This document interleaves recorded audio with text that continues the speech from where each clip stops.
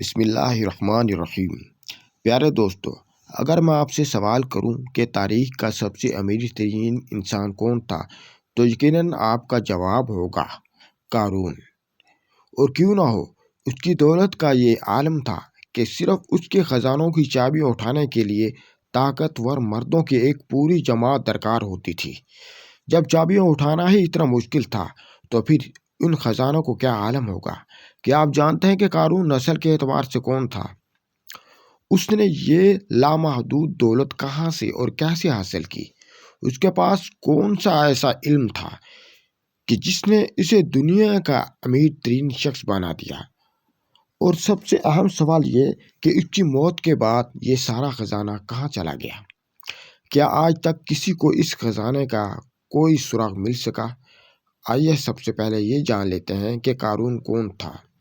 قارون بنی اسرائیل سے تعلق رکھتا تھا۔ وہ حضرت موسیٰ علیہ السلام کی قوم میں سے تھا۔ اللہ تعالیٰ قرآن مجید میں فرماتا ہے کہ بے شک قارون موسیٰ علیہ السلام کی قوم میں سے تھا، مگر اس نے سرکشی اختیار کی۔ بعض روایات کے مطابق وہ حضرت موسیٰ علیہ السلام کا قریبی رشتہ دار بھی تھا اور دونوں کا نسب ایک ہی خاندان سے ملتا تھا۔ کچھ علماء کرام کے مطابق قارون اپنی زندگی کے ابتدائی حصے میں نہایت عبادت گزار اور حضرت موسیٰ علیہ السلام کا پیروکار تھا۔ یہاں تک کہا جاتا ہے کہ اس نے بنی اسرائیل میں عبادت میں ایک خاص مقام حاصل کر لیا تھا۔ بعض روایات میں آتا ہے کہ وہ طویل عرصے تک تنہائی میں اللہ کی عبادت کرتا رہا اور اپنی خوبصورت تلاوت کی وجہ سے مشہور تھا۔ تاہم بعض علماء ان روایات کی تصدیق نہیں کرتے۔ روایت میں آتا ہے کہ شیطان نے آہستہ آہستہ قارون کو دنیا کی طرف مائل کرنا شروع کیا، یہاں تک کہ وہ اپنی عبادت اور زہد کو بھول گیا اور مال و دولت جمع کرنے میں لگ گیا۔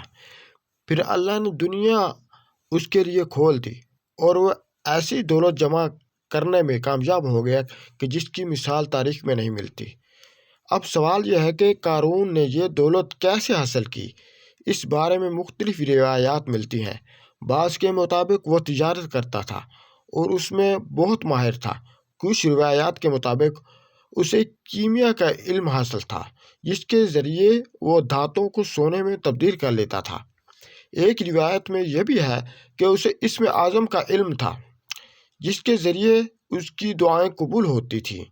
تاہم علماء کرام کی اکثریت کا خیال یہی ہے کہ قارون کانوں اور غاروں سے سونا نکالنے کا ماہر تھا، سونے کو ڈھالنے کا طریقہ جانتا تھا، جس کی وجہ سے وہ اپنے زمانے میں سونے کی پیداوار کا واحد بڑا ذخیرہ بن گیا تھا۔ وقت گزرنے کے ساتھ ساتھ قارون غرور اور تکبر میں مبتلا ہو گیا۔ وہ بہترین لباس پہنتا، سونے کے زیورات استعمال کرتا، اس کا محل، اس کا تخت، حتیٰ کہ دروازے تک سونے کے تھے۔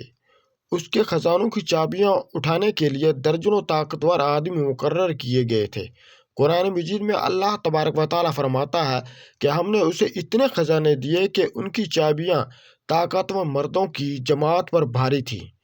جب اللہ تعالیٰ نے بنی اسرائیل پر زکوٰۃ فرض کی تو حضرت موسیٰ علیہ السلام نے قارون کو بھی زکوٰۃ دینے کا حکم دیا تو اس نے انکار کر دیا۔ اس کا دل مال سے جدا ہونے پر آمادہ نہ تھا۔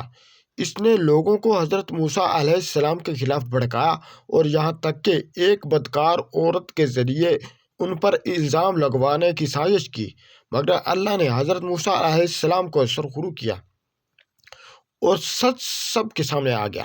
اس کے بعد قارون نے کھلم کھلا حضرت موسیٰ علیہ السلام کی مخالفت شروع کر دی اور اپنے مال پر فخر کرتے ہوئے کہنے لگا کہ یہ سب کچھ مجھے میرے علم اور عقل کی وجہ سے ملا ہے۔ پھر وہ دن آیا جب قارون ایک عظیم جلوس کے ساتھ اپنی قوم کے سامنے نکلا۔ لوگوں کی شان و شوکت دیکھ کر متاثر ہو گئے اور کچھ لوگوں کی تمنا تھی کہ کاش وہ بھی قارون جیسے ہوتے۔ حضرت موسیٰ علیہ السلام نے انہیں سمجھایا کہ اللہ کا اجر بہتر ہے اور ہمیشہ باقی رہنے والا ہے۔ آخرکار حضرت موسیٰ علیہ السلام نے اللہ کے حکم سے زمین کو حکم دیا اور زمین نے قارون کو اور اس کے خزانوں سمیت اپنے اندر نگل لیا۔ قرآن مجید میں اللہ تبارک و تعالیٰ فرماتا ہے کہ ہم نے قارون اور اس کے گھر کو زمین میں دھسا دیا، پھر نہ کوئی اس کی مدد کو آیا اور نہ وہ خود اپنی مدد کر سکا۔ جو لوگ کل تک قارون جیسا بننے کی تمنا کر رہے تھے وہ کہنے لگے اگر اللہ ہم پر رحم نہ کرتا تو ہم بھی زمین میں دھسا دیے جاتے۔ بے شک کافر کبھی کامیاب نہیں ہوتے۔ اب سوال یہ ہے کہ آج قارون کا خزانہ کہاں ہے؟ اس کے بارے میں بہت سی روایات اور قیاس آرائیاں موجود ہیں۔ بعض لوگ مصر کے علاقے قارون کو اس سے جوڑتے ہیں، بعض عراق کے علاقے نینوا کا ذکر کرتے ہیں، مگر حقیقت یہ ہے کہ آج تک قارون کے خزانوں کا کوئی واضح ثبوت نہیں ملا۔ یہ تاریخ کے سب سے بڑے رازوں میں سے ایک راز ہے جو آج تک بے نقاب نہیں ہو سکا۔ قارون کی کہانی ہمیں یہ سبق دیتی ہے کہ دولت اور طاقت کا اصل مالک اللہ ہے۔ تکبر اور غرور انسان کو تباہ کر دیتے ہیں۔ دولت آزمائش ہے، اسے اللہ کی راہ میں خرچ کرنا چاہیے۔ دنیا کی چمک دمک عارضی ہے اور اصل کامیابی اللہ کی رضا میں ہے۔ اللہ تعالیٰ ہمیں قارون کے انجام سے عبرت حاصل کرنے کی اور سیدھے راستے پر چلنے کی توفیق عطا فرمائے۔ آمین یا رب العالمین۔